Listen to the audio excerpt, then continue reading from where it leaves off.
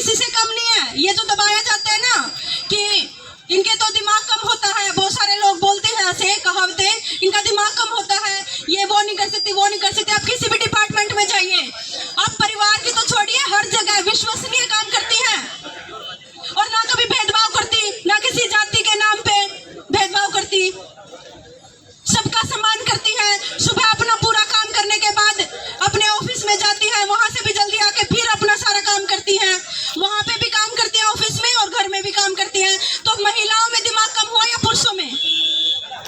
पुरुषों में कम हुआ, क्योंकि वो एक ही काम करता है, सिर्फ और सिर्फ कमाने का। कमाने के बाद सारा पैसा महिला को दे दिया जाता है कि आप घर को संभालिए।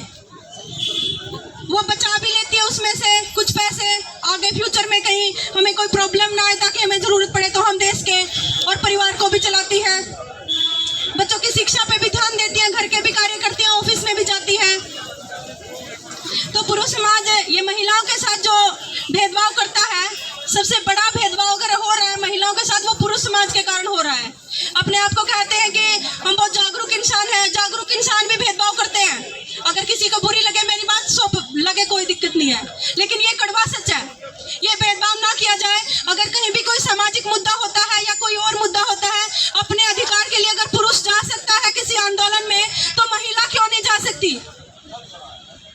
तो ये समझना पड़ेगा कि अगर आप किसी सामाजिक मुद्दे पे आ रहे हैं तो अपनी बेटी, अपनी वाइफ, अगर माँ कैपेबल है, अपनी माँ को भी लेके आइए, क्योंकि जब तक महिला जागरूक नहीं होगी ये समाज जागरूक नहीं हो सकता। हमारी आजादी में भी सबसे ज्यादा महिलाओं का योगदान रहा है। जब तक महिलाओं का योगदान नहीं हुआ, हमारा देश आजाद नहीं हुआ। किसान आंदोलन में देख लीजिए, महिलाओं की कितनी भागीदारी थी। महिलाओं की भागीदारी के कारण हम वो आंदोलन जीत पाए। जब तक महिलाएं घर से बाहर निकल के लड़ना नहीं सीखेंगी, अपने विचार को रखना नहीं सीखेंगी, तब तक ये समाज नहीं बदल सकता। अगर इस समाज को बदलने में सबसे ज्यादा योगदान दे सकती है तो वह महिला, क्योंकि वो दो घरों को समझाती है। अगर एक लड़की पढ़ जाती है, अपने ससुराल की तरफ से भी अपने ससुराल वालों को समझाती है अगर कोई गलत कार्य हो जाता है या किसी सामाजिक मुद्दे पे इंटरफेयर करना होता है, और अपने परिवार को भी समझाती है।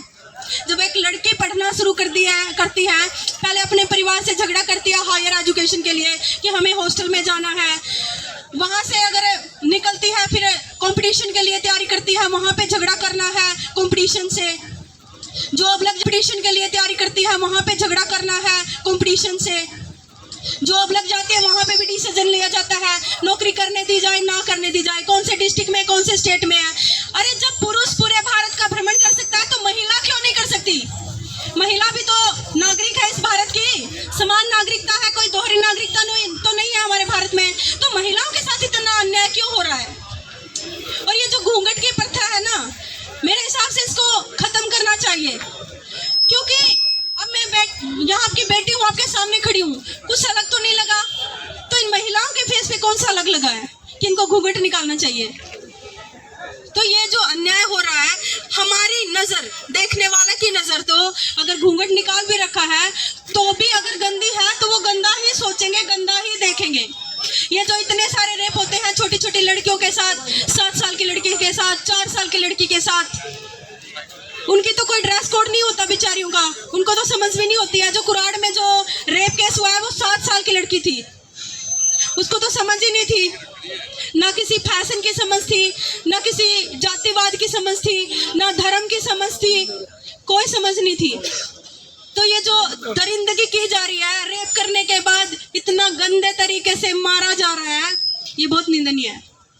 सभी को इस पे अपने सब लड़कियों को समझाते हैं। एक बात मैंने देखा है कि सब लड़कियों को समझाएंगे, बेटा लेट नहीं आना है, सुनसान रास्ते से नहीं जाना है, या कुछ भी, मतलब जो भी है, अगर कहीं लड़ाई झगड़ा है तो आपको इंटरफेयर नहीं करना है। अपने बेटों को क्यों नहीं समझाते? किसी की लड़की को गलत नजर से नहीं देखना है, किसी की लड़की के साथ गलत नहीं करना है। अगर आज तुम किसी लड़की के साथ गलत करोगे, कल को तुम्हारी बहन के साथ भी हो सकता है। ये क्यों नहीं समझाया जाता? ये पुरुष समाज की भी गलती है।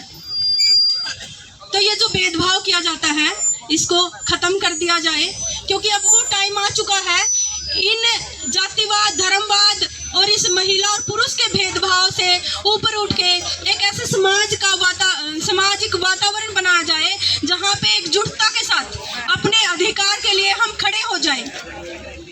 है जो समझता है कि हमारा अपमान करने की कोशिश की है, हमारी भावनाओं को ठेस पहुंचाने की कोशिश की है, बाबा साहेब अम्बेडकर को अपमानित करने की कोशिश की है, वो जागरूक लोग यहाँ पे बैठे हैं।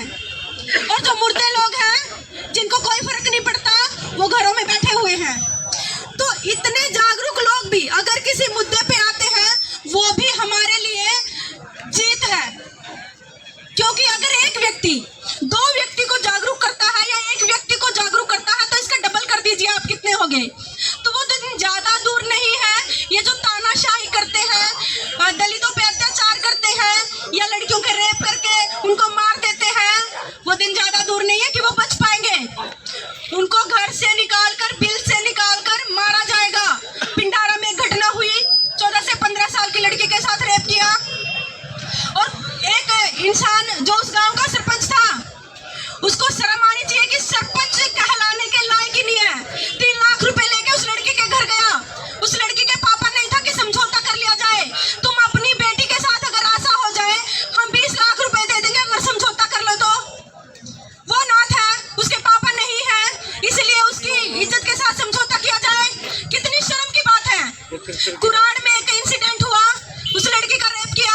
तो ये जो पुरुष समाज है, इसे भी मैं कहना चाहती हूँ, भाई जैसी आपकी बेटी है, आपकी माँ है, हम सबको भी वैसा ही समझा जाए। क्योंकि सबकी बहू, बेटी, माँ है जो, वो सब पूजनीय है। ये किसी जाति विशेष की बात नहीं है। महिलाओं पे जो अत्याचार किए जा रहे हैं, कहीं अगर अकेली को जाना पड़ जाए किसी समस्या के लिए या किसी डॉक्टर के पास, थोड़ा सा अंधेरा हो जाए, वहाँ उसके साथ जो गलत कार्य किया जाता है, ये बहुत ही निंदनीय है। हमारे पुरुष समाज को ये समझना पड़ेगा कि महिला 50 की अधिकारी है, 50% की।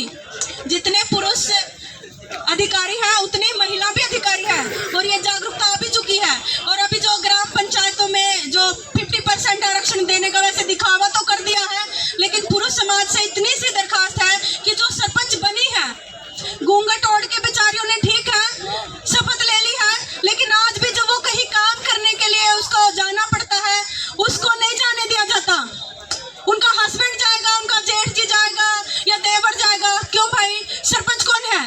महिला है, तो उसी को जाने दिया जाए ताकि उसमें जागरूकता आए। ये जो डिपेंडेंट होने की जो चीज है, ये सामने आनी चाहिए। एक महिला जब पूरे परिवार को कुछ खर्चे में चला सकती है, वो पूरे देश को भी।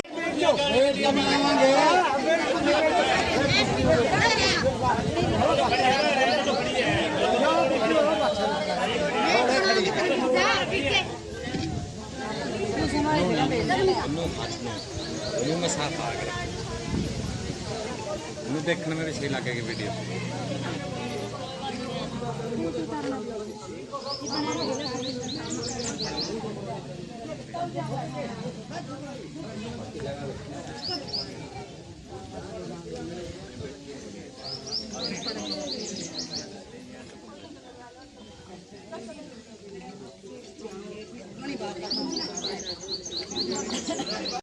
कि ये मेरा काम नहीं है, उसका काम नहीं है। घर में तो सारे ही बैठे हो बिना काम के। तो ये आप सबका काम है। जहाँ भी कोई भी मनरेगा में समस्या होती है, तो आप सबको उसके खिलाफ खड़ा होना पड़ेगा। ना इसमें कोई कास्ट की बात है। अगर कोई जाट काम करता, अच्छी बात है, वही सबके तो जमीन नहीं है, 1-1, 2-2 किले है, ठीक है। पंडितों के भी सबके जमीन नहीं है। अगर कोई काम करना चाहता तो गवर्नमेंट दे रही है, किसी का रोल नहीं है। करो काम, पैसे लो, लेकिन ऐसे नहीं चलेगा। घर में बैठे हो, पैसे ले रहे हो, मनरेगा में गए नहीं। हाँ, ये साथ आप बात बताओगे, ठीक है। आपको मेरे से ज्यादा पता है, आप काम करते हो, आप अपने गांव के लोगों को ज्यादा जानते हो, कौन पार्सलिटी करता है, कौन नहीं करता, मेरे से ज्यादा आप जानते हो, ठीक है। तो जो गुमराह करने के लिए, जब बेटी को पढ़ाना है, बेटी को बचाना है, तो शिक्षा क्यों नहीं दी जा रही? शिक्षा सबसे ज्यादा जरूरी है।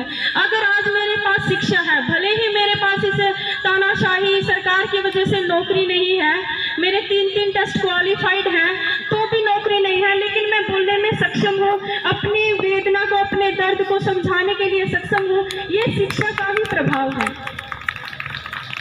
तो मैं सभी से भी प्रार्थना करती हूँ, आज मैं देख रही हूँ कि हमें 4 से 5 महिलाएं मुश्किल से हमारे बीच में हैं, तो इस विषय पे भी हमें विचार करना पड़ेगा कि महिलाओं की भागीदारी इतनी कम क्यों है। ये इसका जिम्मेवार हम और हमारा समाज है, पुरुष समाज है, अगर मैं सही सीधे तरीके से बोलूं, क्योंकि इस पुरुष समाज के कुछ दरिंदों ने इतना डर पैदा कर दिया है एक लड़की के अंदर, एक महिला के अंदर। अगर वो अपने अधिकार के लिए खड़ी होती है, उसको दबाने का एक ही तरीका है रेप, गैंग रेप। तो कैसे महिलाएं आपका साथ देंगी? क्या आपकी जिम्मेवारी नहीं है इस समाज में महिलाओं की भागीदारी दर्ज करवाने के लिए? आप उनके लिए भी कुछ सहयोग करें, अपने आसपास का वातावरण ऐसा बनाएं कि महिलाओं को आपके साथ अपने परिवार की तरह सुरक्षित महसूस हो। तो इसमें भी मैं आपसे प्रार्थना करूंगी कि अपने आसपास में, ये नहीं कहते आप रैली निकालिए, यहाँ कहीं जाइए या कोई सभाएं कीजिए, लेकिन एक गांव में 5-10 लोग ऐसे एक्टिव होने चाहिए जो हर गांव में महिलाओं की जागृति में, लड़कियों की शिक्षा में योगदान दें, उनको सुरक्षित महसूस करवाएं, उनको भी जागृति करके हमारी जो हिस्सेदारी की जो लड़ाई है उसमें लाया जाए। तो ज़्यादा समय ना लेते हुए मैं आपको एक बात और इन्फॉर्म करना चाहूँगी कि 28 तारीख को आदमपुर में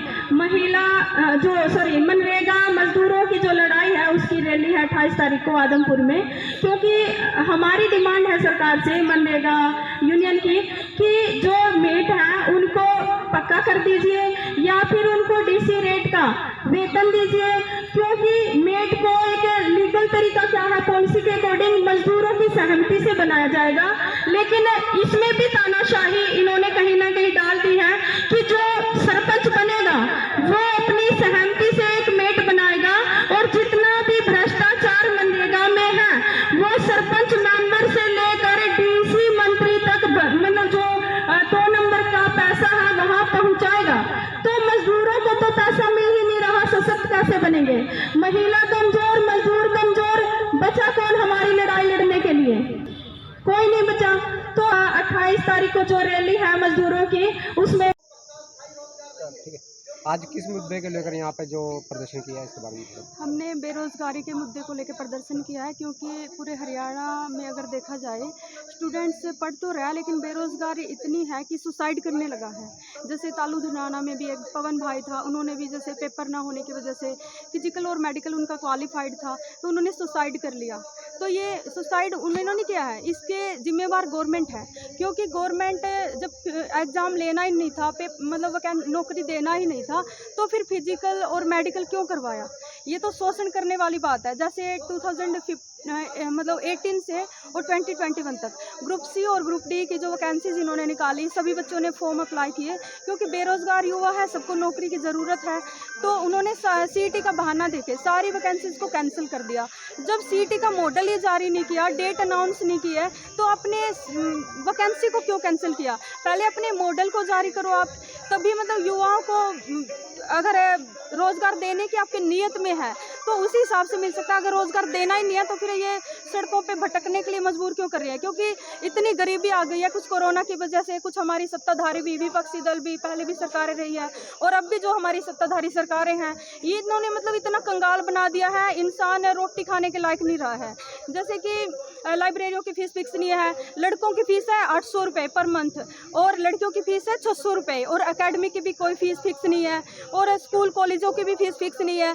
मतलब कहाँ से लेके आएगा? एक गरीब मजदूर परिवार है, EWS किसान परिवार है, और भी जो भी जनरल कास्ट है उनमें भी बहुत सारे गरीब लोग हैं जिनके पास संसाधन नहीं है। मतलब रोज़गार के नाम पे युवाओं को भटका रही है सरकार, इधर से उधर सब धूप में भटक रहे हैं, लेकिन कभी भी सरकार मंदिर मस्जिदों में जाती है या फिर कहीं पे स्टैचू बनवाती है, कहीं पे मतलब मूर्ति को माला चढ़ाती है, लेकिन रोज़गार के मुद्दे पे कहीं भी बात नहीं करती है।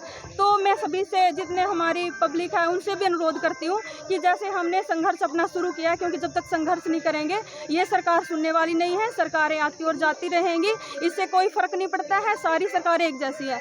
अब जब से हम स्वतंत्र हुए हैं, अब तब से लेके अब तक देख लीजिए, मतलब 4-5% लोगों के हाथ में हमारे देश की सारी पूंजी है, बाकी तो सब बेरोज़गार मजदूर मतलब भटक रहे हैं। मतलब सभी एक साथ आएँ और इस संघर्ष में हमारा साथ दें। था। हम सिर्फ एक महिला बैठे थे, हमारे पास फोन थे। अब जब हम प्रसिंद को खड़ा आ गए तो गाड़ी आगे पुलिस की पूरी पाबंदी थी। हम गाड़ी में तो उतारे गए हैं और हम गाड़ी में हमारे फोन खोज ले उतार दे। तो उन्होंने कहा जल्दी से जल्दी गाड़ी में बैठा, हम तो सिंह साहब को आपसे मिलावाएंगे।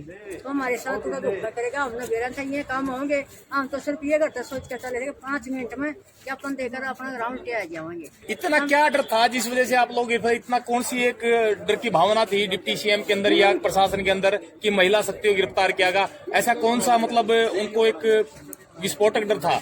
जिनको ये डर था, हमने कल एक वीडियो डाली थी कि दुष्यंत चौटाला क्लासी उठ कर गए थे। हम उनसे रिक्वेस्ट करा कि वो क्लासी निकलवाई जाए और नहीं उसने हमारी क्लासी कटवाई। तो जब हमारा गाँव में अगर हमारी मांग पूरी नहीं करी तो हमारा गाँव में कदे होगा, हम काले झंडे दिखावाएंगे। ये चीज काले झंडा का पता नहीं क्या प्रचार कर दिया तो कि CID के फोन जाने शुरू होगी। और आज तो हम बस सिर्फ ये आए थे कि 2 बात उसने दिया, हम अपनी मान जाएगा। तो मैंने इन महिलाओं से बोलिया आप उनसे ज्यादा के सवाल जवाब नहीं करने, आप एक बेटा हाथ जोड़ कर अगली बार भी हम आपका वोट देंगे और हमारी क्लासी निकलवाने का काम कीजिएगा। डिप्टी सीएम के द्वारा बताया गया कि दोबारा फिर से उचारण हल्के से चुनाव लड़ेंगे और इस प्रकार की तैयारी उनके द्वारा की जा रही है, तो कितना समर्थन आप लोगों का रहेगा? समर्थन है देखे मेरा तो फांसी तोड़ दियो मन्ना तो फसवी गाने में तो गंडासी के उसके टांग काटूं गाड़ी घाघरी पर आकर। आप लाइव में धमकी दे रही है डिप्टी सीएम के बारे में? जी फिर हमारे आज पूरा अत्याचार का उसने 2 बेटी का बारे में नहीं सोचा तो डिप्टी सीएम ने बताओ हमारा क्या लग गया कोई ये जुल्म किया है हमारे साथ। ये बताओ अपने बात भी नहीं के हम खेन के वहाँ हमने जुल्म कौन सा किया है? कुछ देर के लिए हम ब्रेक चाहेंगे और जितेंद्र जी जो डीसी हेडक्वार्टर में पहुंचे हैं ज्ञापन लेने के लिए और ज्ञापन दिया जा रहा है सभी के द्वारा। डीएसपी हेडक्वार्टर जितेंद्र जी ज्ञापन लेते हुए। ये हमारी आज दरखास्त है कि महिलाओं की तरफ से कि 5 घंटे अवैध हिरासत में रखा गया है, इनके साथ बदतमीजी भी की गई है, दुर्व्यवहार भी किया गया है, इनके मोबाइल भी खोसे गए हैं। ये सारा डिप्टी सीएम दुष्यंत चौटाला के इशारे पे होया है। महिलाओं की मांग है कि डिप्टी सीएम के खिलाफ और दोषी अधिकारी गण के खिलाफ अवैध हिरासत में रखने का, दुर्व्यवहार करने का और बदतमीजी करने का कानूनी कार्रवाई की जाए उचित। ये अपना ज्ञापन देना चाहते कि इनकी मांग थी कि गांव में एक ट्रेन निकाली जाए। ज्ञापन लेने की बजाय इनके साथ इनको अवैध हिरासत में रखा गया, इससे की नौनी हरकत हम नहीं मानते कि हो नहीं सकती। अब शिकायत लेके आपके पास आए, आपके संज्ञान में आई, इस पर उचित कार्रवाई करने का आप काम करें। हाथ तोड़ का तो हमारे कोई कसूर बताओ, इतनी महिला है।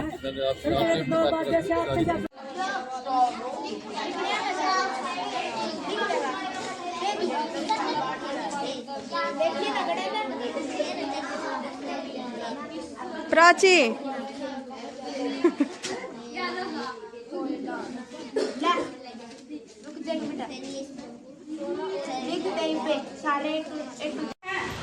असल आजादी है क्या? असल देशभक्ति है क्या? क्या तिरंगा उठाने से हम इंडियन बन जाएंगे, भारतीय बन जाएंगे? अगर जो तिरंगा नहीं अपने घर पे लगाएगा, क्या वो पाकिस्तान से आया है या अमेरिका से आया है तो सब भारतीय है। तो इस चीज को समझने की जरूरत है कि देशभक्ति है क्या। जब तक हम ये नहीं समझेंगे देशभक्ति है क्या, और आज 75वीं वर्षगांठ है, हम मजदूर किसान किस स्टेज पे हैं और कैसे हमारा शोषण किया जा रहा है शासक वर्ग और पूंजीपति वर्ग के द्वारा। कैसे एक आदमी दिन रात काम करता है मजदूर, फिर भी उसको मजदूरी भी पूरी नहीं मिलती है, 300-400 रुपये मुश्किल से मिलते हैं। क्या जो 200 रुपये से बिकता है एक मजदूर का परिवार खा सकता है? क्या 2 या 4 किले वाले जो किसान हैं सेब मिलता है या और भी बहुत सारे महंगे फ्रूट है, जैसे बादाम भी आप लगा लीजिए जो सूखे मेवे में आते हैं, जिनको बोलते हैं दिमाग बढ़ाएगा, मैं तुम्हारा कुछ नहीं बढ़ाएगा, तो जो भैंस का दूध है उस पर ध्यान दीजिए। ये जो फालतू की बातें इस पर ध्यान मत दीजिए। तो क्या एक किसान ये चीजें खरीद सकता है? जो दिन रात मेहनत करता है, एक मजदूर है, जैसे सफाई कर्मचारी वाला है, कोई विशेष वर्ग का है जो सफाई करता है, अब वो सही है या गंदगी फैलाने वाले अच्छे हैं? इज्जत सफाई करने वाले को मिलनी चाहिए या गंदगी फैलाने वाले को मिलनी चाहिए? तो इज्जत किसे मिलती है? गंदगी फैलाने वाले को मिलती है। अन्याय हो रहा कि नहीं हो रहा? इस अन्याय को कैसे खत्म कर सकते हैं? एक तो सामाजिक अन्याय, आर्थिक अन्याय, राजनीतिक अन्याय। तो हम आजाद कैसे हुए? हम तो गुलाम हैं। हम तो अपनी जो बात है, जो हमारी सच्चाई है, हम तो उसको भी नहीं बोल सकते। अगर हमारे जैसे छोटे लेवल की अगर बात कहूँ, अगर किसी मनरेगा डिपार्टमेंट के ऑफिसर ने, अभी जैसे हम उस फील्ड वर्क कर रहे हैं उसमें, उसी का मैं जिक्र करूंगी, अगर उन्होंने कोई घोटाला किया है, अगर हमने उस पर कोई केस डाल भी दिया, गांव के 5-10 गांव के 5-5 लोग इकट्ठे होके आ जाएंगे, ऊपर से मंत्रियों के फोन आएंगे, हमारे जो केस को दबा दिया जाएगा। क्या यही आजादी है? क्या एक सच्चाई बोलने वाले को राहत मिलती है कहीं से? उसको देशद्रोह का मुकदमा लगा के और भी बहुत सारे कहीं मुकदमों में फंसा के कैदों में डाल दिया जाता है। क्या यही आजादी है? हम अपनी बात ईमानदारी से, जो हमारे साथ गलत हो रहा है, जब वो बात भी नहीं रख सकते तो हम आजाद कैसे हुए? हम अंग्रेजों से तो आजाद जरूर हो गए, लेकिन जो अंग्रेजों के जो विचारधारा रखने वाले हैं, जो चाटुकार थे अंग्रेजों के, जिन्होंने आजादी में भी कोई सहयोग नहीं दिया, वो तो दल्ले ही थे, चमचे ही थे, जो बिना काम किए पैसे खाते थे। और आज भी वैसे ही हैं। और वही लोग हमें प्रताड़ित कर रहे हैं, वही लोग हमें देशभक्ति सिखा रहे हैं, वही लोग हमें बोल रहे हैं घर घर झंडा लगाइए। अरे जिसके पास घर नहीं है, घर पे छत नहीं, सिर पे छत नहीं है, वो झंडा कहाँ लगाएगा बताइए? जिसके पास खाने के लिए एक टाइम का खाना नहीं है, सड़कों में बैठे हैं, क्या वो अपने सिर पे झंडा लगाएगा? क्या यही देशभक्ति है? बताइए तो सही। आप ये चीजें जो पहले सुनील सर ने, जो नोबल एकेडमी में जो पढ़ाते हैं, उन्होंने आपके सामने बात रखी कि आप क्वेश्चन आंसर करना सीखिए। जब तक आप क्वेश्चन आंसर करना नहीं सीखेंगे, जैसे अभी ग्राउंड लेवल की बात आई कि सरपंच बनता है, ग्राम पंचायत पे मतलब ग्राउंड लेवल पे प्रशासन क्यों लागू किया गया कि जो ग्राउंड लेवल के लोग हैं उनकी भागीदारी हो सके? क्या किसी की भागीदारी है? क्या किसी की ग्राम पंचायत में भागीदारी है कि हमारे गांव में क्या काम हुआ? क्या हमारे ग्राम में कितना ग्रांट आया, कहाँ पे यूज किया, क्या किसी को पता है? तो हम आजाद कहाँ है और कहाँ हमारी प्रशासन में भागीदारी है? तो इस चीज को समझना पड़ेगा कि हम अपनी भागीदारी वहां तक कैसे पहुंचा सकते हैं। इसका एक ही उत्तर है, जनशक्ति। जब तक हमारा अपना विचार नहीं होगा, जब तक हम में एकता नहीं होगी, जब तक हम जातिवाद से ऊपर नहीं उठेंगे, इन आडंबरों से ऊपर नहीं उठेंगे, धर्मवाद से ऊपर नहीं उठेंगे, हमारा कुछ नहीं हो सकता। चाहे मैं डेली सेमिनार करूं, चाहे मैं डेली बोलूं या दूसरे लोग आपको समझाएं, जब तक आप अपने विचार रखना नहीं सीखेंगे, कोई भी गलत काम हो रहा है उसको एक संगठन बना के अपने परिवारों को, सब आपके परिवार हैं गांव में जो रहते हैं, जब अपने पारिवारिक छोटे मोटे मामलों को इग्नोर करके एक होकर सामाजिक मुद्दे पर आवाज उठाना नहीं सीखेंगे, आप पहले भी अंग्रेजों के टाइम में ऐसा जीते थे, अब भी जी रहे हो और इससे भी बुरी हालत में जियोगे। क्योंकि एक जो चिराग योजना आई है, पहले भी बताया था आपको किसी साथी ने, कि क्या करेंगे, जो सरकारी स्कूलों में जाएगा उस बच्चे से 500 रुपए ले जाएंगे और जो प्राइवेटों में जाएगा उसको सरकार 1100 देगी। कितने दिन देगी? कितने महीने देगी? जब मजदूरी सरकार टाइम पे नहीं दे सकती है, तो क्या वो एक स्टूडेंट को प्राइवेट में जो जाएगा क्या उसको पैसे दे पाएगी? ये सब सरकारी स्कूलों को बंद करने की योजना है। ये सब मजदूर और पिछड़ा वर्ग जो जाता है सरकारी स्कूलों में, उनको परमानेंटली अनपढ़ रखने की एक स्कीम है। अगर मैं आपको छोटे मतलब शब्दों में कहूँ, अगर शिक्षा नहीं होगी तो हम कुछ नहीं कह सकते। जब हमें पता ही नहीं है स्वतंत्रता होती क्या है, समानता होती क्या है, तो हम कैसे अपने विचारों को रखेंगे? हम नहीं रख पाएंगे। अम्बेडकर साहब ने कहा है कि शिक्षा एक ऐसा शेरनी का दूध है, जो भी पिएगा वही दहाड़ेगा। और मैं भी एक मजदूर की बेटी हूँ, मैं सारी समस्याएं देखती हूँ। मेरे पापा ने कितना स्ट्रगल करके मुझे पढ़ाया है, कैसे हम इस तानाशाही में एक सरकारी नौकरी के लिए भटकते भटकते यहाँ आज आपके सामने खड़ी हूँ, एक सरकारी नौकरी के चक्कर लगाते पेपर क्लियर करते करते, लेकिन वो नहीं मिली है। तो क्या सरकार, जो शासक वर्ग है, जो पूंजीपति वर्ग है, क्या वो हमारा भला चाहता है? क्या वो चाहता है हमारी प्रशासन में भागीदारी हो? जब एक सरकारी नौकरी ग्रुप डी सी इनमें हम नहीं लग पा रहे तो प्रशासन में भागीदारी कहाँ से आएगी? वो तो चाहते हैं हमें बिल्कुल समाज से ऐसे कट कर दिया जाए जैसे हम इस वोट बैंक है, सिर्फ वोट लेने के लिए बने हैं, हमारा कोई अधिकार नहीं है, ना हमें संविधान की नॉलेज रहे। आज जितना भी बाबा साहिब अम्बेडकर ने हमारे लिए काम किया है, खासकर दलित वर्ग के लिए, पिछड़ा वर्ग के लिए, महिलाओं के लिए, जो आज ये बैठे हैं हम सब साथ में और मैं भी आपके सामने जो बोल पा रही हूँ, वो बाबा साहेब अम्बेडकर और भी बहुत सारे जैसे भगत सिंह है हमारे, और भी जो क्रांतिकारी हुए हैं, राजा राममोहन राय जो समाज सुधारक हुए हैं, उनकी वजह से मैं आज आपके सामने खड़ी हूँ। तो आप अपने अधिकारों को समझिए, अपने बच्चों को पढ़ाइए। सरकारी स्कूल में जो पढ़ाई नहीं कर रहे हैं, पढ़ा नहीं रहे अच्छे ढंग से टीचर, बच्चों को मारा जा रहा है। जैसे राजस्थान में भी एक जैसलमेर में एक तीसरी क्लास का लड़का था, हेडमास्टर की जो मटकी थी उससे उसने पानी पी लिया था। उस मासूम को क्या पता क्या जाति होती है, क्या चमार होता है, क्या वाल्मीकि होता है, क्या पंडित होता है, क्या जाट होता है, उसको नहीं पता इस चीज का। एक पानी पीने की वजह से ही उसको इतना पिटाई की गई, इतना मारा गया कि उसने 22 से 23 दिनों के बाद अपना दम तोड़ दिया। क्या यही आजादी है? क्या आजादी यही है? अगर ये आजादी है तो हम इस आजादी के खिलाफ है, इसका विरोध करते हैं। नहीं चाहिए हमें ऐसे आजादी, हमें ऐसी आजादी चाहिए जहां शिक्षा में समानता हो, हमें ऐसी आजादी चाहिए जहां पर जातिवाद के नाम पे भेदभाव ना हो, हमें ऐसी आजादी चाहिए जो धर्म के नाम में मंदिरों में जो बैन किए जाते हैं दलित वर्ग, उनको बैन ना किया जाए। हमें ऐसी आजादी चाहिए, हमें ऐसी आजादी नहीं चाहिए जो हम पे थोप दी गई हो शासक वर्ग के द्वारा अपने फायदे के लिए। इनसे तो अंग्रेज भी अच्छे थे, उसने कभी जातिवाद को नहीं अपनाया। हमारे देश के लोग ही हमारे दुश्मन बने हुए हैं, जो कुछ 5% लोग हैं, ज्यादा नहीं है, 5% है।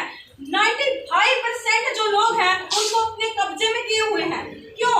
क्योंकि किसानों को अलग काट दिया, मजदूरों को अलग काट दिया, फिर धर्म के नाम पे काट दिया, हिंदू मुस्लिम के नाम पे काट दिया, और फिर जातिवाद के नाम पे काट दिया। क्यों? कि ये एक ना हो पाए, और जो हम अत्याचार कर रहे हैं इनको रोक ना पाए, हम जो मनमानी कर रहे हैं इनको हम करते चले जाए, हमारा कोई विरोध ना कर पाए। ये एक साजिश है जो आज से नहीं, ये बहुत पहले से चली आ रही है, परंपरागत है, जिसको आज तक थोड़ा बहुत जो आप सुधार देखते हैं, जो सामाजिक कार्यकर्ता हुए जैसे हमारे घनश्याम भाई हैं और जैसे राजू भाई हैं, और पहले भी जैसे घासोकला से जो सुमेश भाई हैं, और जो महावीर भाई हैं, और भी बहुत सारे सामाजिक कार्यकर्ता इन दोनों गाँव में हुए हैं, जिनकी वजह से आज आप मतलब जो जाति के नाम पे जो भेदभाव है वो थोड़ा कम देखते हैं, खत्म नहीं हुआ है, बस थोड़ा कम देखते हैं, उसका थोड़ा रूप बदल गया। जो भाई बोल रहे हैं बात सही है बिल्कुल, पहला पीछे थी वही भाग गएगी। तो इस चीज को हमें समझना होगा, हमें इन चीजों का विरोध करना होगा, और जब तक हम शिक्षा ग्रहण नहीं करेंगे, हम एकता ना बनाएंगे, तब तक हम इसका विरोध नहीं कर सकते। क्योंकि एक व्यक्ति, जैसे मैंने किसी के गलत के खिलाफ बोल दिया तो क्या करेंगे, 4 लोग इकट्ठे होकर मेरे घर में आएंगे, मेरे पापा को धमकाएंगे, मेरे परिवार को धमकाएंगे। मैंने गलत नहीं बोला, जो भेदभाव हो रहा है मेरे से ज्यादा आप देखते हो समाज में, आप समाज में काम करते हो, मजदूरों में काम करते हो, आप देख पा रहे हो इस चीज को। लेकिन जो भेदभाव करते हैं या उनको समझ नहीं आ रहा तुम क्या करते हो, मेरा उनसे सवाल है, जो भी मुझे सुन पा रहा है, जो भेदभाव करते हैं, अपने आप को उच्च जाति का बताते हैं, जो मेहनत कश लोग हैं, जो दिन रात काम करते हैं, वो तो नीच जाति के, चाहे वो कुम्हार है मटका बनाने वाला, चाहे वो लुहार है लोहा पीटने वाला, चाहे लकड़ी का काम करने वाला कोई व्यक्ति है, वो तो नीच जाति के हैं। और जो बैठ के खा रहे हैं नेता ऑफिसर और ये जो मंत्री जो बने हुए हैं, ये उच्च जाति के हैं। ये कैसी ये समानता है और कैसी ये आजादी है, इसको खत्म करना बहुत जरूरी है। मैं आपका ज्यादा समय नहीं लूंगी, तो कहने को तो बहुत सारी चीजें हैं, तो मैं नहीं चाहती एक ही बात में आपको अटका दिया जाए। मैं चाहती हूँ आप लोग इसमें भागीदारी दें, और जैसे आप ये जो लेडीज महिलाओं की खास कर एक आदत होती है, 4 लेडीज 2 लेडीज बैठ के चुगलियां करती रहती है। भाई इस चीज से ऊपर उठिए, ये चुगली करने का टाइम नहीं है। आजादी की 75वीं वर्षगांठ है और हम कहाँ पे खड़े हैं, कितना हमारा सम्मान है, उस चीज को आप सोचिए। अगर आप ये चीज नहीं करेंगे, कल को ये चीज आपके बच्चों को भुगतनी पड़ेगी। ना उनके पास अच्छी शिक्षा है, शिक्षा नहीं होगा, रोजगार नहीं होगा, मजदूर बनेंगे तो उनको कितनी प्रताड़ना झेलनी पड़ेगी, ये आप जानते हैं। मेरे मेरे को इस चीज को बताने की जरूरत नहीं है। ये चुगली, ये पारिवारिक जो मुद्दे हैं, इनसे ऊपर उठ के 4 महिला भी अगर बैठी है तो अपने गांव में, अपने आसपास में जो भेदभाव हो रहा है या जो आर्थिक असमानता हमारे बीच में है, उसके बारे में बात करें, डिस्कस करें कि इससे हम कैसे ऊपर उठ सकते हैं। एक टीम बनाकर अपनी महिलाओं की, अपने भाई, मतलब जो भाई है उनमें से भी अपने परिवार में से किसी को ले, स्कूल में जाए, चेकिंग करें, टीचर अच्छा पढ़ाते नहीं पढ़ाते, डेली अपने बच्चों को पूछे कि क्या टीचर ने पढ़ाया, क्या आपके साथ कोई बुरा व्यवहार तो नहीं किया किसी ने। समझ रहे आप? ये आपकी जिम्मेवारी है। जब तक आपका विचार स्ट्रॉन्ग नहीं होगा, जब आप ही गलत के खिलाफ अपने आप को अकेला समझ के नहीं बोलेंगे, तब तक इस समाज में परिवर्तन नहीं हो सकता। परिवर्तन करने के लिए जनशक्ति जरूरी है। जो ये व्यवस्था बनाई है, इस व्यवस्था को परिवर्तन करने के लिए हम सबको अपने विचारों को एक साथ, एकता के साथ उठाना पड़ेगा। जैसे ढाकल में एक केस था, रवि भाई वाल्मीकि समाज से थे, तो क्या किया, उसको इंक्वायरी के लिए रेलवे पुलिस ने उठाया नरवाना चौकी में। तो क्या किया, उसको इतनी प्रताड़ना दी, वो पेट्रोल वगैरह डाल के उसको जला दिया गया और उसको पडनपुर की नहर में फेंक दिया गया मरने के लिए। वो तो चलो कोई था वहाँ पे, उसने उनको बचाया, निकाला और एम्बुलेंस के थ्रू वहाँ पे भेजा। वो जब पुलिस मेडिकल में, गवर्नमेंट मेडिकल नरवाना में थे वो, तो वहाँ पे बयान लेने के लिए पहुंची, तो वो इतना डर गए कि वहाँ से वो जो अपना मतलब उसका ट्रीटमेंट चला था, उसको छोड़ के वो भाग गए। उसने गलत बयान लिखवा दिए डर के मारे। वो पुलिस प्रशासन से इतना डर गए। जो पुलिस हमारी रक्षा के लिए बनी है, क्या वो हमारी असल में रक्षा कर रही है? जो फौज हमने बनाई है, हम लोगों की है, क्या वो असल में उसका अच्छा यूज किया जा रहा है? अब पीछे किसान आंदोलन जो चला, 17 महीने 1600 के लगभग किसान मारे गए, उनके साथ जो हुआ क्या वो सही था? अरे जिस नीति को आपने बनाया, 300 कृषि कानून जो आपने बनाए, जब वो किसान मजदूर विरोधी है, किसान बोल रहा है अब खेती कोई शासक वर्ग और पूंजीपति वर्ग नहीं करता। खेती जो करता है उसको पता है कौन सा बीज अच्छी क्वालिटी का है, कहाँ पे कब पानी देना है, कब जुताई करनी है, कब बुवाई करनी है, ये सब किसान जानता है। ये शासक वर्ग, पूंजीपति वर्ग नहीं जानता। जब किसान और मतलब मजदूर वर्ग चीख के 17 महीने बोलता रहा कि हम ये कानून गलत है, फिर भी कैंसिल नहीं किए गए, तो ये क्या आजादी है? हम आजाद नहीं है। ये जो शासक वर्ग है, ये 5% जो लोग हैं, 95% जनता पे जो कानून बनाकर थोप रहे हैं, हम उनके गुलाम हैं। हम आजाद नहीं हैं। हम अपने ही देश के शासक वर्ग के गुलाम हैं। ये चीज समझना पड़ेगा। समाज में बहुत सारी कुरीतियां हैं, उनके साथ साथ हमें सिस्टम को भी समझना पड़ेगा। हमें सामाजिक तौर पे भी प्रताड़ना, आर्थिक और राजनीतिक तौर पे भी प्रताड़ना, हम तो गुलाम ही हैं। हमारे लिए तो 75वीं आए, 76वीं आए, अगर ये सिस्टम चलता रहा हमारे लिए सब समान है। हमें तो ये जिंदगी जीनी है, अगर हम जागरूक नहीं होंगे तो हमें इस अवसर पर एक शपथ लेनी है कि हमारे आस पड़ोस में जिसके साथ जो भी गलत होगा, ये नहीं सोचना है ये किस कास्ट का है। अगर वो जर्नल की भी लड़की है, मैं ये नहीं कहती कि किसी कास्ट स्पेशल, अगर वो जर्नल की लड़की है, जर्नल का बच्चा है, दलित वर्ग का बच्चा है, पिछड़ा वर्ग का बच्चा है, अगर उसके साथ कोई बदतमीजी कर रहा है, कोई उस पे मतलब गलत काम कर रहा है उसके साथ, तो आपका फर्ज बनता है उसको रोकना, उसके खिलाफ आवाज उठाना। तो ये चीज आपको सीखनी पड़ेगी, जागरूक होना पड़ेगा। और जैसे मैं पहले भी अत्याचार होते रहे, आगे भी होते रहेंगे, ये हमारी लड़ाई है, इसे हमें लड़ना पड़ेगा।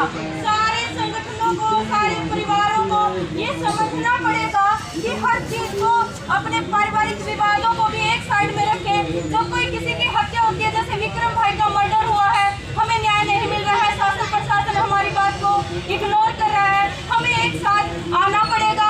अपना कितना भी जरूरी कार्य है उसे छोड़कर भी हमें घर से बाहर निकलना पड़ेगा। हम तो ये कहते हैं कि हमारे घर का बच्चा इसमें शामिल हो, क्योंकि विक्रम भाई के भी 4 बच्चे हैं, उनकी जिम्मेवारी कौन लेगा?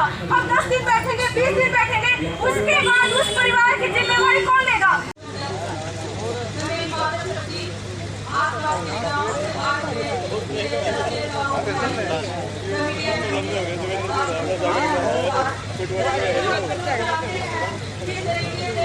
हमारी जो महिला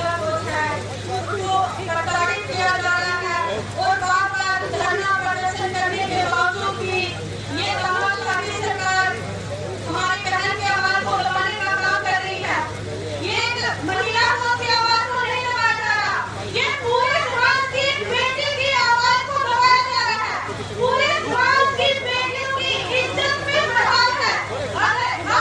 अगर आप लोग नहीं समझेंगे, नहीं खड़े होंगे और इस पे सही निर्णय नहीं लिया गया तो ये जो बीजेपी और जेजेपी का ये जो गठबंधन है, जो किसान मजदूर को, बेटियों को, महिलाओं को और जो नौजवान युवा है उनको खत्म करने के लिए जो काम कर रही है वो इस तरीके से काम करेगी हम सोच भी नहीं सकते हैं। तो हम सभी को एकजुटता के साथ एक प्लेटफॉर्म पे आना है। जैसे कि महापंचायत का आयोजन किया गया है तो मैं सभी अध्यक्ष मंडल से और समस्त ग्रामवासियों से ये अनुरोध करती हूँ आगे क्या निर्णय लिया जाए इस महिला कोच के पक्ष में कि उनको हम न्याय दिलवाते सब मिलकर। अगर ये महापंचायत होने के बाद इस मामले को यही साइड में कर दिया गया तो ये हमारी महापंचायत करने का कोई फायदा नहीं होगा। हमें आज स्ट्रिक्ट निर्णय लेना चाहिए और एकता के साथ हमारी बहन महिला कोच को न्याय दिलवाना है। धन्यवाद। जय किसान, जय मजदूर। हमारे क्रांतिकारी भाई सोनू मालपुरी हमारे बीच में पहुंचे। समाज से भारतीय किसान यूनियन थाने पर नेता कार्यकर्ताओं की तरफ से प्राइवेट स्कूलों में जाएंगे 1100 रुपए सरकार देगी। इसका मतलब क्या है कि सारी जितनी सरकारी चीजें हैं उनको प्राइवेट कर दिया जाएगा और आपके बच्चों को भी अनपढ़ रख दिया जाएगा। ये प्रोसेस है। ये कोई एक मनरेगा का मुद्दा नहीं है। ये मतलब छोटी छोटी बारीकी से जो पॉलिसियां आ रही है उन सब पे आपको मतलब खड़ा होना पड़ेगा। जागृति आनी जरूरी है। ये आगे जो आपके बच्चे आएंगे ना वो भी अनपढ़ रहेंगे आपकी तरह, उनको भी मजदूरी नहीं मिलेगी। अभी तो आप बैठे हैं लाइन में, आपके बच्चों के साथ भी ऐसा होगा अगर आप गलत के खिलाफ लड़ना नहीं सीखेंगे। इसमें हम किसी के मारपीट नहीं कर रहे, कोई लड़ाई नहीं कर रहे, ये तो हमारा अधिकार है। हम किसी सरपंच से पैसे नहीं मांग रहे, हम किसी गांव के लोगों से पैसे नहीं मांग रहे, हम भीख नहीं मांग रहे। ये हमारा अधिकार है, हम सरकार से मांग रहे हैं और उनके खिलाफ हम यहाँ इकट्ठे हुए हैं कि हमारी समस्या को हम लिखवा पाए।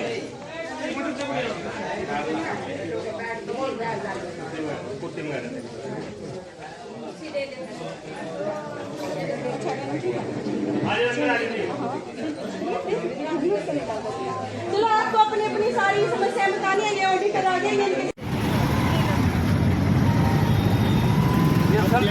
हाँ, लाइब्रेरी कहाँ है? ये सेल्फ स्टडी MM कॉलेज में है।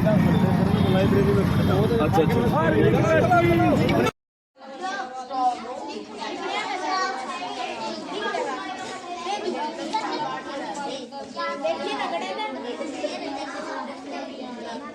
प्राची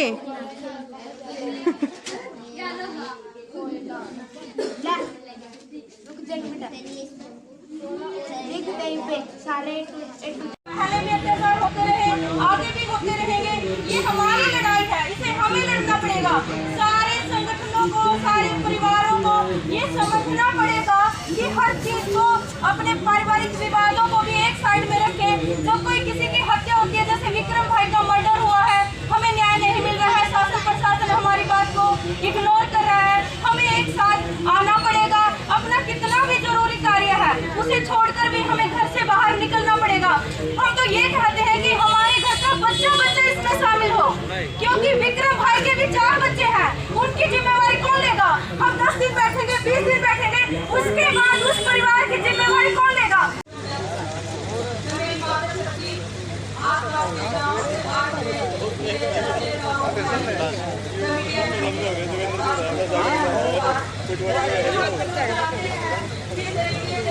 हमारी जो महिला कोच है उसको प्रताड़ित किया जा रहा है और बार-बार धरना प्रदर्शन करने के बावजूद भी ये समाजवादी सरकार हमारी बहन की आवाज को दबाने का काम कर रही है।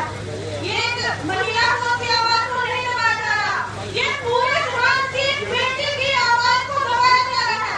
पूरे समाज की बेटियों की इज्जत में प्रहार है। अगर आप लोग